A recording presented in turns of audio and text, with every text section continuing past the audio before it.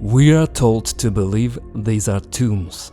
Yet, in 200 years of research, not a single mummy, not a gram of gold, and not a single death inscription has ever been found inside the Giza pyramids. While every single inch of the walls in the Valley of the Kings is covered in hieroglyphs, here there is only bare granite and millimeter-level precision. The Giza pyramids and the Valley of the Kings are two different worlds separated by hundreds of miles and the very logic of their construction. The valley has bodies, but no pyramids. Giza has pyramids, but never had any original burials.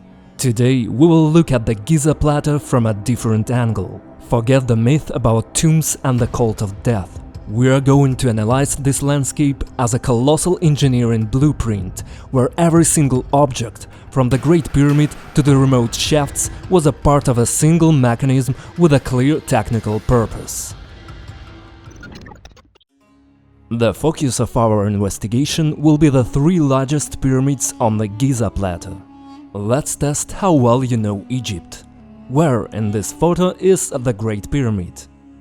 Yes, the Great Pyramid, or the Pyramid of Khufu, is not the one in the middle, it's the one closest to the Nile.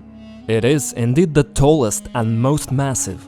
Its original height was 146.6 meters. That is the height of a 50-story skyscraper. For nearly 4,000 years, the Pyramid of Khufu remained the tallest man-made structure in the world. Its record was broken only in 1311 by Lincoln Cathedral in England, whose spire reached 160 meters, though it later collapsed. The Great Pyramid is 6 million tons of stone.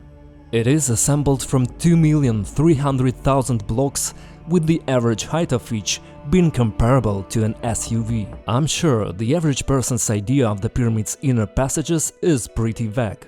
They probably think there is a main entrance somewhere here, with spacious corridors inside and hall where the pharaoh's mummy rests. Everything covered in hieroglyphs, statues of Anubis standing around, and levers sticking out of the walls to open secret passages. But you and I know that the internal layout of the pyramid is far stranger. It looks more like a defunct machine with missing parts, featuring passages that seem like a dream for a cave explorer or Gordon Freeman. Furthermore, unlike hundreds of other pyramids where the chambers are located underground or at the base, here they are raised high into the body of the structure. Building the planet's largest tomb only to create such awkward, tiny passages inside would simply defy common sense. But the strangest thing is the volume ratio. The internal cavities of the pyramid occupy less than 1% of its entire mass. The other 99 consists of tightly fitted blocks. Those few internal corridors are so narrow that moving through them is pure torture for a human. You are literally squeezing through the stone body in a half-bent posture. Is this really what the mausoleums of great monarchs look like? If you are seeing this blueprint for the first time, make sure to share your thoughts in the comments. What does this look like to you? In the middle stands the Pyramid of Khafre. From a certain angle, a favorite among photographers, it actually appears to be the tallest. And that's because it sits on a 10-meter natural elevation of the plateau and has a slightly steeper slope. Plus its peak is the best preserved of them all. The pyramid originally stood at 143.5 meters, which is 3 meters shorter than the Great Pyramid. Today 136.5 meters remain. And the third, the smallest one, is the Pyramid of Menkaure. Its original height was 65.5 meters.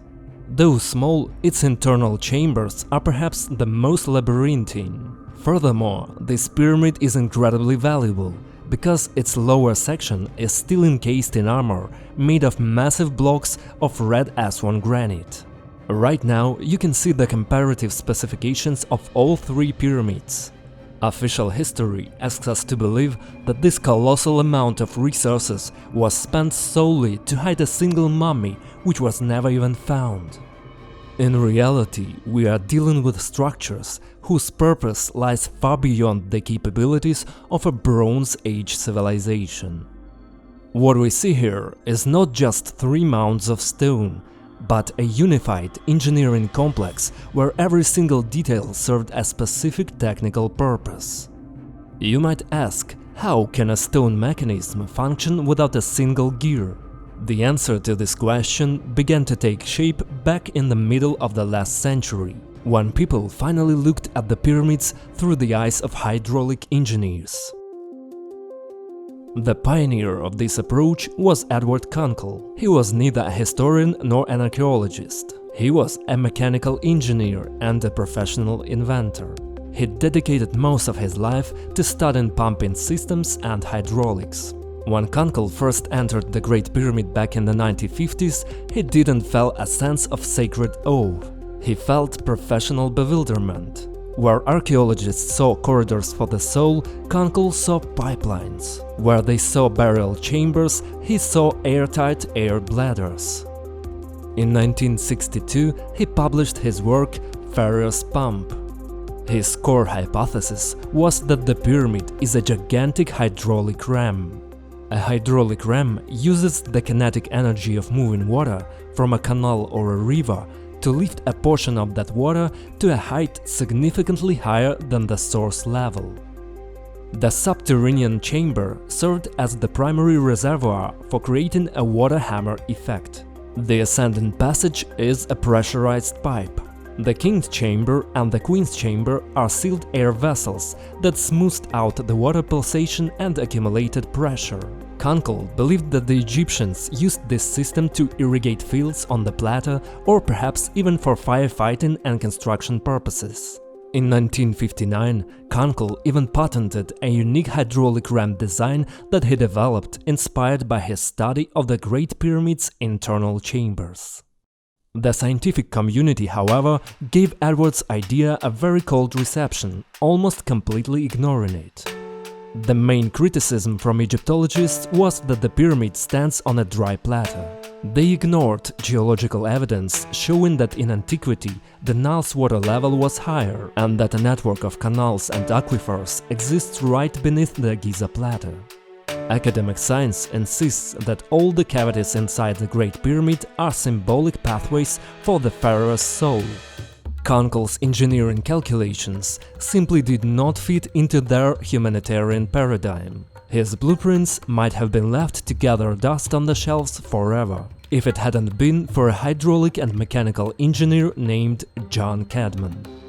In late 1990s, he decided to do what no Egyptologist had ever dared to do – test the hypothesis in practice. Cadman didn't waste years arguing in university lecture halls. He simply went out to his backyard and started building. He recreated the pyramid's internal system to scale, using concrete and steel, to see with his own eyes what Egyptologists had only described in books. But the physics of stone didn't yield right away.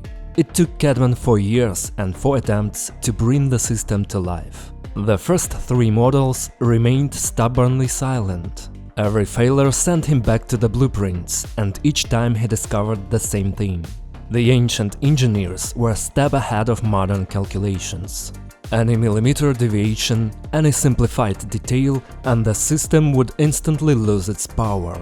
The secret was finally revealed on his 4th attempt, when Cadman realized he wasn't building plumbing, he was building an acoustic instrument. The stepped floor and niches of the subterranean chamber turned out to be frequency tuners, not sloppy craftsmanship. They functioned like a Helmholtz resonator. The pressure wave reflected at the exact microsecond the system was ready for a new cycle. The Queen's chamber played the role of a spring.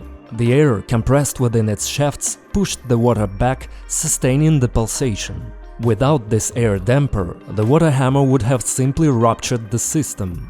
Even the microscopic curve of the descending passage was crucial. It swirled the water into a vortex, reducing friction and allowing the impulse to strike deeper.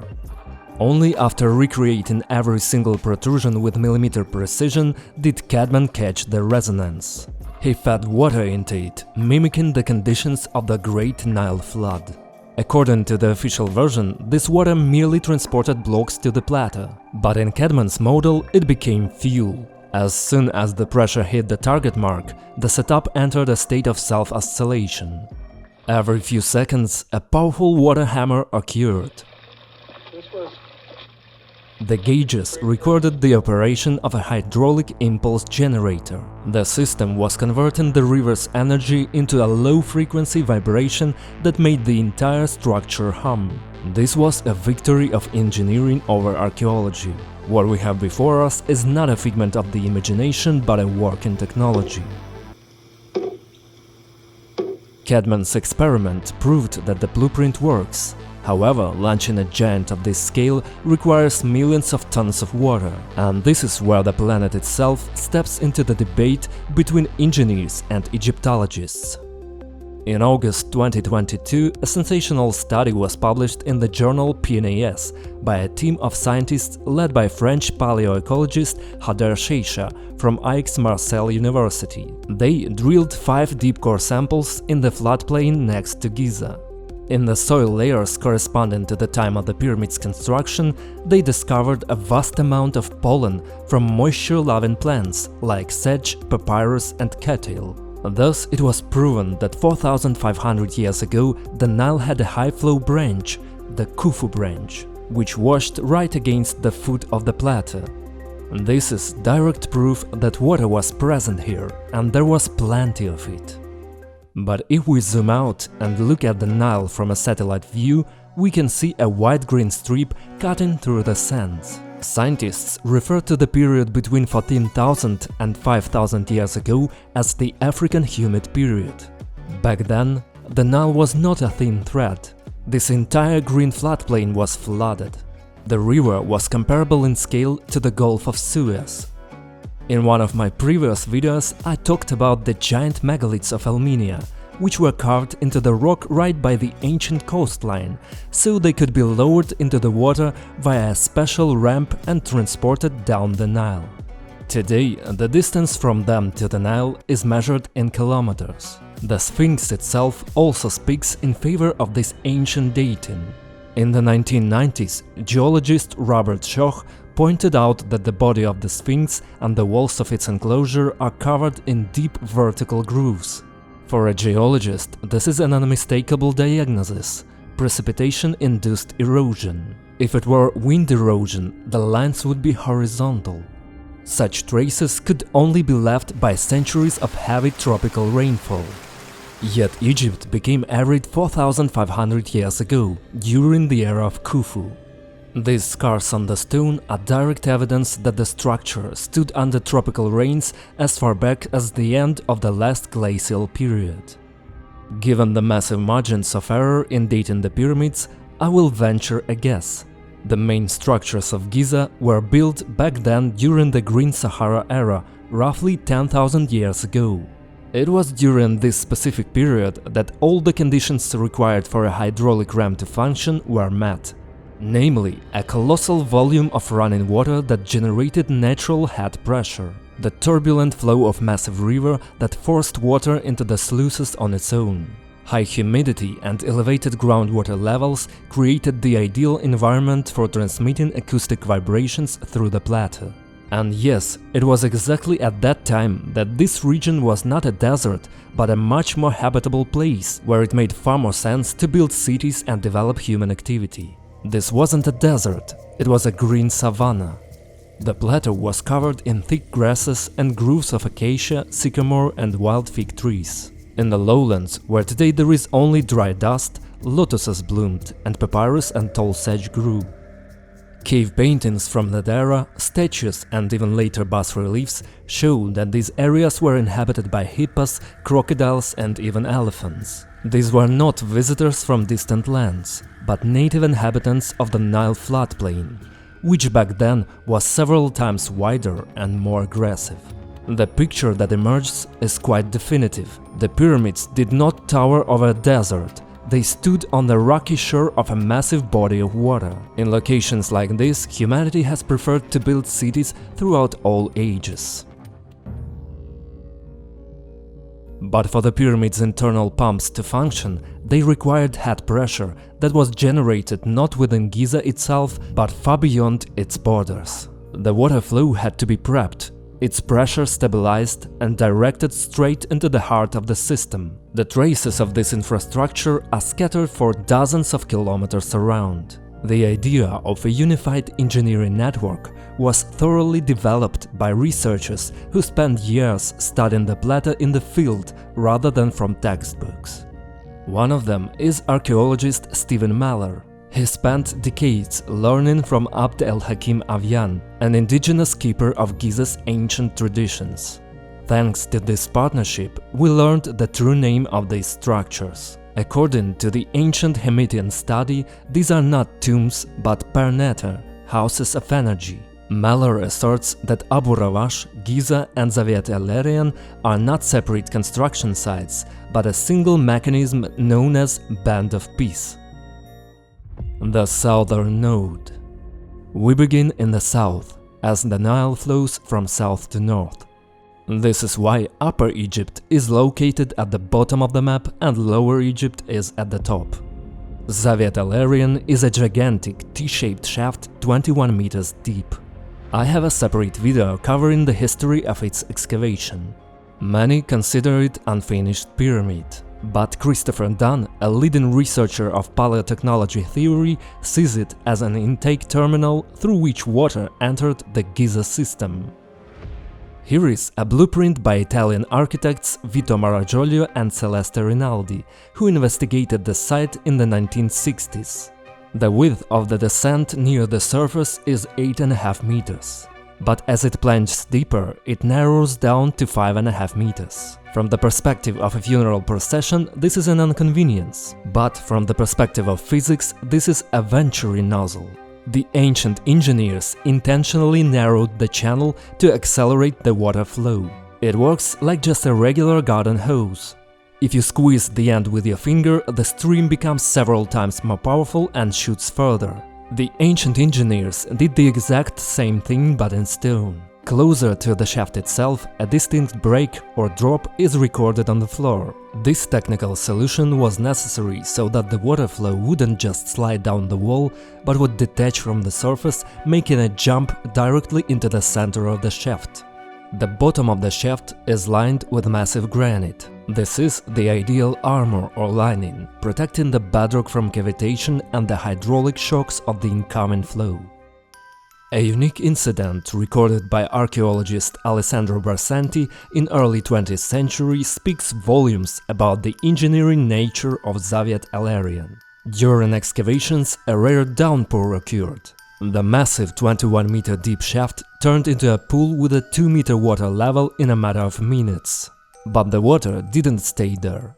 Right before I stunned Barsanti's eyes, it drained underground in just a couple of hours, making a distinct rumbling sound, as if someone had opened a valve at the bottom.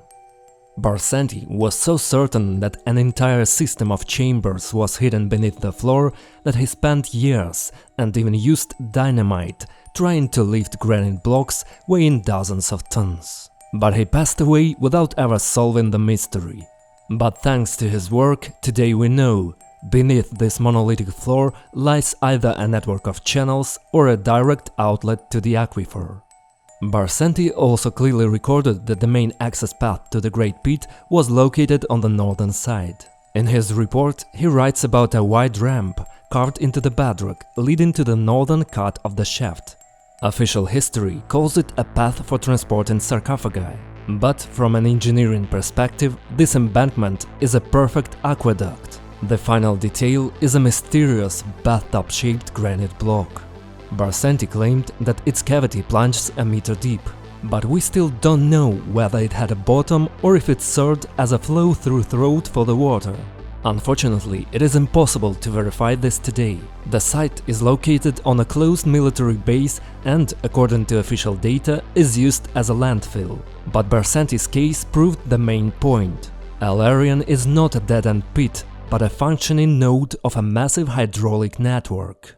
Zawiyet el-Aryan could very well have been a dynamic injector that converted the river's energy into pressure. Water entered the facility through the descending corridor from a specially built Nile canal.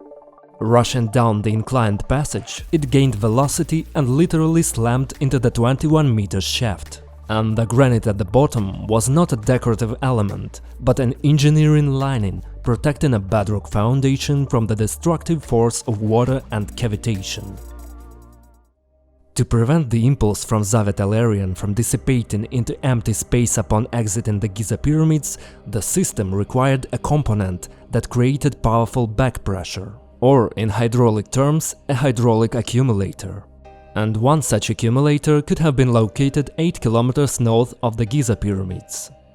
The so-called Pyramid of Djedefre in Abu Rawash is practically a mirror image of the Zawiyet el-Aryan shaft. Here we see a giant base measuring 106.2 meters on each side. Carved into it is an equally massive T-shaped funnel, and its entrance is oriented to the north. The descending inclined slope, the intake manifold, is 49 meters long and maintains a width of 5.5 meters along its entire length. The central shaft, located at the bottom, measures 21 by 9 meters and reaches a depth of 20 meters, which is the height of a 6-story building. From this spot you get an excellent view of the 3 Giza pyramids. Between the point where we stand and Giza there is a distance of 8 kilometers and a 60-meter drop in elevation. From an engineering standpoint, this forms a perfect sloped waveguide. Whatever accumulated here in Abu Rawash was converted by gravity into a water column that backed up the manifold from the north. Blocks of Aswan granite were also found at the bottom of this shaft. If a stream of water under immense pressure crashes into a 20-meter deep shaft, ordinary limestone will be destroyed by cavitation and erosion in no time. The granite here also served as an engineering lining, absorbing the water hammers. But you might ask, how could water crash down in a powerful torrent if the Abu Rawash descent faces north, the exact same direction the Nile flows?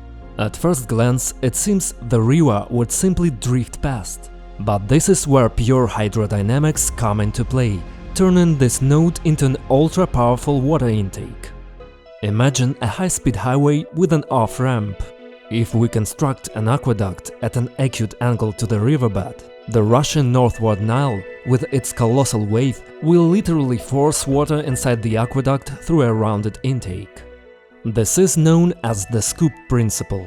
The mass of water moving from the south will push forward the volumes that have already entered the canal with immense force. And the most interesting part is that traces of this aqueduct are visible even from a satellite, although official historians prefer to call it a procession causeway. This is the longest stone ramp in all of ancient Egypt, soaring above the ground in some places to the height of a 4-story building. If we draw an imaginary line from the causeway, it leads straight to the main entrance of the outer enclosure. Right on top of this enclosure is an earthen ramp, whose direction and sloppy execution suggest to me that it was built much later. The causeway is oriented specifically to catch the inertia of the Nile's current. It was that very nozzle that lifted the water to a height of 60 meters, converting the river's energy into the power of Abu Rawash's static pressure. Researchers who worked on site, such as the SIDA project team, noted that in many places the causeway has a concave shape or side barriers, a sort of ancient water park. When this compressed mass reached the summit and faced a steep 50-meter descent, as wide as a highway lane, it was no longer just flowing. It was crashing into the shaft as a single, continuous column. This shaft might be one of the last places where researchers can still dig down to the truth, as no one has closed it off yet, and there is plenty left to excavate here. On the eastern side of the shaft lies an object Egyptologists call a boat pit, but in a hydraulic network, this 35-meter slot could have served as an overflow valve for emergency water relief, saving the main masonry from rupturing. Furthermore, its specific curved shape is perfect for creating vortices. The water flow would spin and centrifugal force would deposit heavy sand and silt at the bottom, letting only filtered water pass into the mechanisms. Even if we accept the official version of a boat pit, it only confirms that the waters of the Nile came very close to the structures during construction. No one would build a boat pit 14 kilometers away from the river. And finally, mathematics sides with us. If we convert the metric data into the ancient system of measurement, we discover a striking pattern. The widths of the descending corridors of Zawiyet el-Aryan and Abu Rawash, and even the widths of the main king's chamber in the Great Pyramid, hover around the exact same mark, 10 royal cubits. The use of this golden standard across different points of the plateau, separated by kilometers, directly proves that the entire Band of Peace was built according to a single master plan. In fact, we have two nodes. One node provided the impulse, while the other stabilized the pressure. Together, they turned the Band of Peace into a living hydraulic network utilizing planetary scale energy. Sheisha's 2022 research proved that a branch of the Nile washed against all these points. Now, seeing the whole picture, the sheer brilliance of this design becomes clear. Abu Rawash and Zawiyet el-Aryan are the two arms of a gigantic hydraulic organism. The southern arm, Zawiyet el-Aryan, cut the Nile's water through its aqueduct, accelerated it down the narrow descent and slammed it into the 21-meter shaft, creating a powerful dynamic thrust. This was the injection that set the impulse for the entire system. The northern arm, Abu Rawash, worked like a compressor. Its scoop aqueduct captured the inertia of the river's current and lifted the water to a height of 60 meters, creating a water lock. It pressed against the southern impulse, preventing the water from just flowing past and instead forcing it to compress inside the Giza plateau.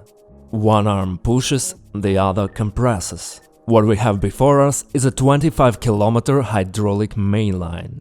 So what was happening underground? We can assume that the Nile water, channeled through the giant nozzles of Zawiyet el-Aryan and Abu Rawash, turned the entire Giza plateau into a giant hydraulic press. The pressure generated was so immense that it forced groundwater up from beneath the earth straight into the heart of the pyramids. The subterranean chambers of Khufu, Khafre and Menkaure operated as receivers for this colossal head pressure. In modern times, similar technology is used everywhere and is called a reservoir pressure maintenance system. To force oil or gas to rise to the surface at one specific point, engineers drill injection wells miles away from it and pump water into them under immense pressure. This water presses on the underground horizon, creating overpressure that literally squeezes the resource out of the earth depths through production shafts. In our model, the Band of Peace operates on that exact same principle, only on the scale of an entire geological plateau. Here it is impossible not to mention the high-profile study by two Italian researchers, Filippo Biondi and Armando May. Quite recently, in March 2025, they presented the results of scanning the Giza plateau using satellite interferometry. This method involves using radar data from satellites, which allows them to pierce the soil with microwave impulses and record the slightest changes in density and structure deep beneath the surface. As a result, geometric anomalies with a high degree of symmetry were discovered beneath the Pyramid of Khafre. Specifically, the radar recorded a system of vertical shafts and gigantic spiral structures that, in their precision and scale, don't resemble natural formations. Crucially, Filippo Biondi is not just some guy off the street. He has worked on signal processing algorithms for very serious entities, including the military, oil extraction, and space exploration. And here, thanks to Biondi's unique mathematical algorithms, the team managed to clean the data of noise and reveal objects at a colossal depth, up to 600 meters. The interpretation of these results still sounds more like science fiction for now. But if water did enter the pyramids, it definitely happened through underground channels and reservoirs. And Biondi's findings indicate that cavities resembling part of a plumbing system or wells definitely existed beneath the pyramids. I think we will only be able to understand something specific a few decades from now. But what if water was merely a starter motor? the first gear in this colossal gearbox. In 1993, the robot U-2 crawled into a narrow 20 by 20 cm shaft in the Queen's chamber and stumbled upon a strange small door with copper handles, the so-called Ganton-Briggs door. And in 2002, the Pyramid Rover robot even drilled a hole through it. But what truly amazed scientists was the residue on the walls of this shaft. Chemical analysis revealed the presence of hydrochloric acid and zinc chloride. Why would caustic chemicals used in modern industry be inside a tomb? The answer to this question was found by a man from the world of heavy engineering, Christopher Dunn. A mechanical engineer with 40 years of experience in the aerospace industry, he looked at these traces not as an archaeologist, but as a technician. In his seminal work, The Giza Power Plant, he put forward a theory that the Cadman's pump we discussed earlier was only needed to kickstart a true acoustic and energetic generator inside the pyramid. Geologically, the Giza Plateau is not just a piece of desert, but a unified bedrock formation that is itself part of the engineering solution. First, the plateau is a foundation of colossal strength, which was necessary to support the weight of the Great Pyramid on such a small footprint without settling over thousands of years. Second, the Giza limestone is an excellent conductor of sound and vibration. When water in the underground channels creates a water hammer, the plateau itself begins to function like the body of a musical instrument. It doesn't dampen the vibration, it transmits it upward into the core of the pyramid. Furthermore, the plateau is situated directly over an extensive network of groundwater connected to the Nile.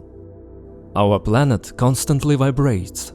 This is a low-frequency hum known as the Schumann resonance, an extremely weak energy that is difficult to capture and utilize. But it is always there. In this system, the water flows played the role of a violin bow that forced the instrument to play. The rhythmic hydraulic shocks of the Cadman pump entered into resonance with the natural vibrations of the planet, amplifying them many times over.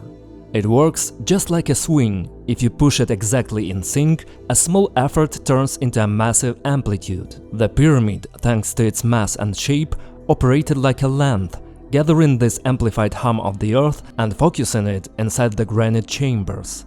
Dunn proved that the king's chamber is tuned to the frequency of F-sharp. Above the chamber lie 5 tiers of massive granite beams. Officially, they are called relieving chambers, but the architecture here contradicts logic. The bottoms of the beams are polished to a mirror finish, while the tops are left raw and jagged.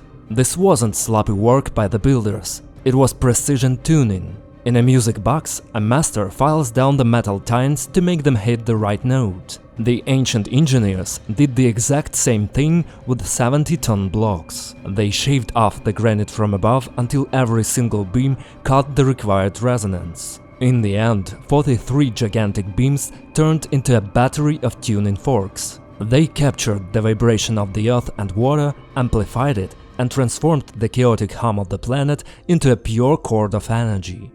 But Dunn's main argument is built on the physics of the materials from which the pyramid itself is assembled. The main bulk of the pyramid consists of limestone. Dunn points out that limestone has a high magnesium content, making it an excellent insulator. The massive mountain of limestone effectively served as a protective housing that kept all the energy inside, preventing it from dissipating into the ground.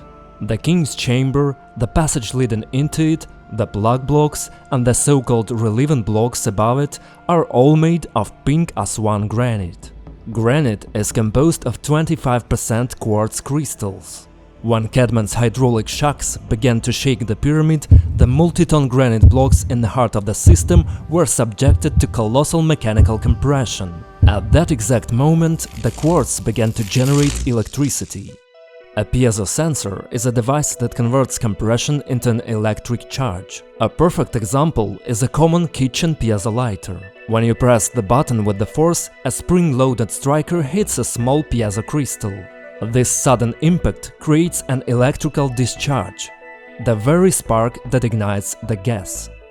Based on the traces of chemical reagents found, Dunn asserts that hydrogen release was occurring inside the pyramid. The vibration energy was supplemented by chemical energy, turning the pyramid into a microwave generator. But it's also crucial to realize that originally the outer walls of the pyramids looked entirely different. Evidence that the pyramids were fully encased has survived to this day. First, several rows of the original casing stones remain intact at the base of the Great Pyramid. On the second one, the Pyramid of Khafre, a cap of the casing is visible to the naked eye. And the 7 lower rows of the Pyramid of Menkaure are still encased in blocks of pink Aswan granite. Official history and geological data agree on one thing: all 3 pyramids were completely encased, but with different types of materials. The pyramids of Khufu and Khafre were covered in white Tura limestone. These were slabs polished to a mirror shine, and this wasn't even that long ago. The 9th century Persian geographer Ibn Khordadbeh wrote, "These mountains, erected by man, appear to be made of a single piece of white marble. In the rays of the moon, they radiate their own ghostly glow, and by day, the light reflecting off them blinds riders in the desert." The casing was fitted so tightly that neither a needle nor even a hair could be inserted between the stones. It all shone so brightly that it was difficult to look directly at the pyramids. This is a quote from Abd al-Latif al-Baghdadi, one of the most authoritative physicians and historians of his time. Before him, Herodotus himself had already mentioned the luminescence of the pyramids. As for the Pyramid of Menkaure, it is believed to have been encased halfway or even higher in pink granite, and above that in the same white limestone. What happened then? In 1301, a massive earthquake in Cairo destroyed numerous buildings. Instead of quarrying new stone, the Arab sultans became using the pyramids as a ready-made quarry. The white Tura limestone was the perfect building material. The famous mosques of Cairo and the city fortifications were built from it. The pyramids literally became donors for the medieval city. The locals essentially sealed up an ancient device that was already defunct by that time. What was once a high-precision machine now came to look like a mound of limestone. In short, the Great Pyramid originally consisted of 98% local limestone. This forms a colossal inert mass that dampens external interference and provides absolute stability to the structure. The most expensive material, pink Aswan granite, was used selectively at the very heart of the pyramid. The king's chamber, the sarcophagus resonator and the tuning fork beams were all crafted from it for its high quartz content. It was this quartz, compressing under the vibrations, that generated the piezoelectric effect, converting the tremors of the earth and water into electricity. The structure was completed by the white Tura limestone. Christopher Dunn views this not as decoration, but as technical casing and dielectric. Thanks to the magnesium in its composition, this white armor prevented the accumulated energy from dissipating, keeping the entire charge contained inside until the system reached critical power. Crowning this colossal structure was the pyramidion, the final block of perfect shape. Unfortunately, the original blocks from Giza have not survived, but the Cairo Museum houses pyramidions from other eras. Most of the discovered pyramidions are made of basalt, diorite or dark granite. These are extremely hard types of stone. Both official Egyptologists and research engineers agree the tops of the pyramids and obelisks were covered in electrum, a natural alloy of gold and silver. On some of the discovered pyramidions, for example in Dashur, traces of attachments and even tiny metal particles within the stone pores have been preserved. Microscopic studies have confirmed the presence of gold alloy traces.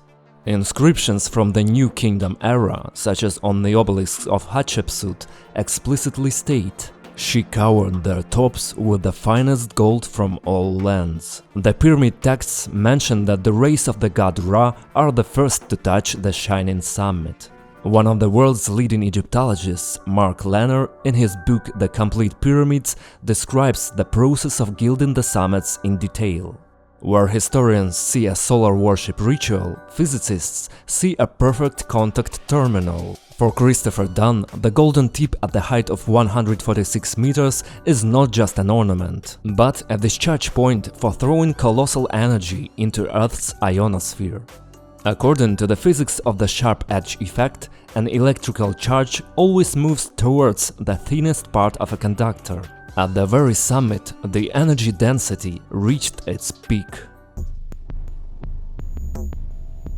But if the Great Pyramid was the main reactor, what about its neighbors? After all, Khafre and Menkaure are also part of this landscape. Within the framework of the technical version, their roles are distributed very logically. These are not just monuments to pharaohs, but auxiliary nodes, without which the operating of the entire system would be impossible. The Pyramid of Khafre is the stabilizer. It stands 10 meters higher than Khufu and has steeper slopes. In our hydraulic blueprint, it is a perfect expansion tank. When the main pump of Khufu generated overpressure, Khafre worked as a damper, absorbing dangerous surges of energy and feeding them back into the system. Its internal corridors lack the complexity found in Khufu, because its task was not to generate an impulse, but to maintain the balance of the entire system.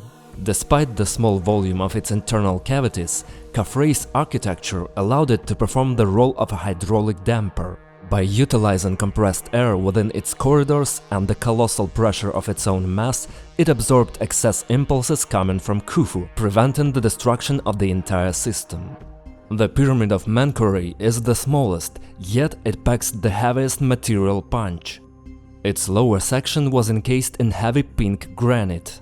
From the perspective of physics, this is a capacitor.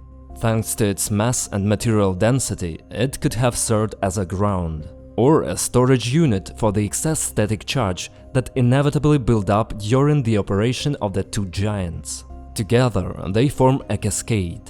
Khufu generates the power, Khafre stabilizes it, and Menkaure filters and stores it. What we have before us is not a cemetery for three kings, but a three-phase power plant where every single element is tuned to its own unique frequency. Remove just one of them, and the resonance of the plateau collapses, turning a high-tech complex into a pile of useless stones. But how did this colossal energy leave the system? This entire powerful resonance of the plateau, acting like a lens, was focused onto one single point, the very summit of the Great Pyramid. According to Dunn's version, when the machine was activated, the golden terminal ionized the air, turning the summit into a dazzling pillar of plasma reaching into the ionosphere. This now missing element was the key that completed the circuit. It transformed the hum of the Earth into a directed beam of energy. But why would anyone need to shoot a beam into the ionosphere? Christopher Dunn asserts that it was for wireless power transmission. The pyramid supposedly operated as a transmitter in a system that Nikola Tesla later attempted to implement. The Earth's ionosphere is a conductive layer of the atmosphere. If you pierce it with a powerful ionized beam from the ground, an electrical contact is created. The pyramid transformed into a gigantic antenna that pumped energy into the ionosphere, turning the planet itself into a massive battery. Once the ionosphere was saturated with energy, anyone anywhere in the world, provided they had a tuned receiver antenna, could draw this electricity straight out of the air. Dunn also suggests that such a pillar of ionized gas served as a perfect navigational marker and a means of communication. This beam was visible from space as the flow passes through the atmospheric layers, and it could have served as a beacon for anyone processing the technology to receive such signals. If this sounds like science fiction to you, take a look at the patents of Nikola Tesla, who attempted to replicate this exact process in the early 20th century. The forgotten echo of the pyramids. Thousands of years later, Nikola Tesla attempted to revive the exact same technology. He believed that the Giza pyramids were not tombs, but giant transmitters for wireless energy. Tesla even built his Wardenclyffe Tower based on the very same principles. He believed that the Earth is a conductor and the ionosphere is a battery. In his view, the pyramids functioned as energy lenses that allowed electricity to be transmitted through the global Earth ionosphere resonator to any point on the globe without a single wire. We are used to seeing Tesla coils in science museums throwing spectacular lightning bolts in all directions, but to Tesla himself, lightning was a sign of a defect. For Tesla, lightning was a waste of energy. If his tower shot current into the air, it meant the energy was dissipating into nowhere instead of reaching the consumer. Contrary to popular belief, neither Tesla's tower at Wardenclyffe nor the pyramid was meant to hurl lightning bolts. Instead, they worked like pumps, charging the ionosphere with electricity. The pyramid created an invisible network, turning the entire planet into a unified conductor, where clean energy was literally suspended in the air, just waiting for someone to tune their receiver to its frequency. But while for Tesla this system was merely a way to transmit free electricity, Dr. James Hurtak goes further. He poses the question: what if this energy was not just fuel, but a carrier of information? If the pyramid turned the Earth into a gigantic transmitter, then the signal must have had a specific recipient. And here our attention shifts from the shining summit to the narrow, mathematically precise channels piercing the core of the pyramid. The shafts that look not just into the sky, but towards strikingly defined star systems. If Christopher Dunn assembled the blueprint of the pyramid machine, then Dr. James Hurtak, a scientist and futurist, added a philosophical key to this model, transforming the power plant into a communication hub. Remarkably, two independent researchers arrived at identical conclusions: that the pyramid was part of a global or cosmic network for transmitting energy in Dunn's case and information in Hurtak's. Hurtak views the pyramid as an astronomical maser, a microwave quantum amplifier. While a conventional laser emits a directed beam of visible light, a maser generates invisible but colossally powerful microwave beams.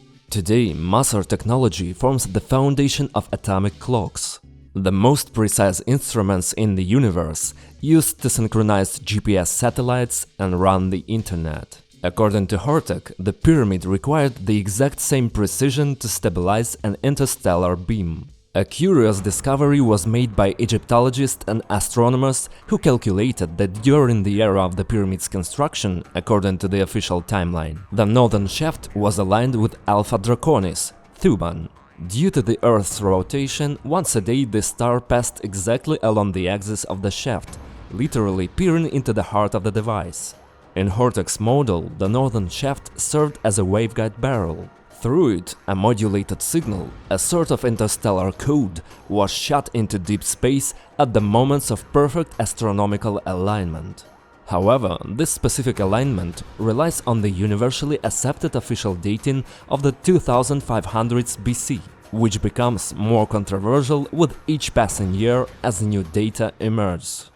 Construction engineer Robert Bauval used computer software to model axial precession and proved that the positioning of the pyramids corresponds to the sky of 10,500 BC. In his book The Orion Correlation Theory, he asserts that Orion's belt in the sky and the three pyramids on the ground became a single mirror image in 10,500 BC. This was the epoch of the first time, Zeb Tepi, spoken of in Egyptian legends. Furthermore, during the period on the vernal equinox, the sun rose precisely in the constellation of Leo. This means that 12,500 years ago, the Sphinx, a creature with the body of a lion, looked directly at its own celestial reflection. Thus, the Sphinx anchored the age of Leo on the horizon. According to Bioval's theory, it was during these exact years that the Giza project was conceived. While the Giza pyramids mirrored the stars of Orion, Graham Hancock's research demonstrated that the gigantic Angkor Wat complex was a terrestrial reflection of the constellation Draco in 10,500 BC. I will remind you that Angkor features the world's largest ancient reservoirs, a mind-blowing hydraulic network, and numerous statues of lions. It makes me wonder what other coincidences between these two monumental complexes we will uncover in the future. The hydrogen cycle. Both engineer Christopher Dunn and theorist James Hurtak agreed that the medium converting the mechanical hum of the Earth into directed electromagnetic radiation was hydrogen. According to Dunn, chemical reagents, hydrochloric acid and zinc chloride, traces of which were discovered there, were fed into the shafts of the Queen's chamber. As a result of this chemical reaction, the entire internal cavity of the pyramid was filled with pure gaseous hydrogen. This created a highly specific atmosphere inside the pyramid that was exceptionally sensitive to vibrations. The subterranean impulse pump forced the pyramid to vibrate. The tuning forks inside the Grand Gallery picked up this hum and converted it into powerful ultrasound. This entire acoustic storm was then focused into the King's chamber. When the hydrogen molecules inside the King's chamber were subjected to this intense ultrasound, a process known in physics as pumping occurred. The electrons within the hydrogen atoms jumped to higher energy levels, causing the hydrogen to become excited. It was now literally charged and ready to release this energy. When even a weak electromagnetic signal from deep space, such as radio emission from Alpha Draconis, Sirius or Orion's belt, passes through the shafts, it triggered a chain reaction. All the hydrogen atoms simultaneously dropped their accumulated energy in the form of a powerful microwave pulse. Consequently, the acoustic hum of the Earth was transformed into a powerful electromagnetic maser beam shooting out through the shaft. In modern science, the emission frequency of hydrogen is considered the language of cosmos, a universal constant on which astronomers worldwide hope to intercept a signal from extraterrestrial civilizations. It is entirely possible that the pyramid did not merely generate power, but it broadcasted data in the only language understood anywhere in the universe. Thus, the circle closes. The pyramid proves to be the ultimate bridge linking the chemistry of the Earth with the infinity of space. Today, we are accustomed to believing that we are the absolute pinnacle of development on this planet. Yet, the deeper we study the layout of the Giza plateau, the clearer it becomes. We are merely reinventing what was already functioning right here thousands of years ago. Whether it was an atomic clock, a maser for communicating with home, or a giant pump that terraformed the desert, the answer remains hidden beneath millions of tons of stone. But one thing I know for certain: tombs don't require such flawless physics, perfect resonance, and alignment with the stars down to the arcsecond. The deeper we dig, the clearer it becomes. The official version of history is merely a convenient screen hiding a planetary-scale engineering network that was once fully operational. I will continue to dig where official science is afraid to even look. And if you also feel that the history we are told is just the tip of the iceberg, welcome to the channel. Leave a comment and share this video with your friends. And one final thought. We see that modern atomic clocks form the very foundation of the internet and navigation. If the Great Pyramid truly was a planetary-scale server, then its current state is a global network disconnection. What would happen if someone decided to restart the subterranean pump and activate the hydrogen cycle today? Would it mark a return to a direct dialogue with those who once designed this system? Perhaps switching on the maser today wouldn't just grant us energy, but would restore a data transmission channel to which our modern consciousness and technology are no longer adapted. The silence of the pyramids might not be accidental. It could be the only barrier separating us from a signal from the creators. A signal that our civilization is no longer able to decipher or to withstand.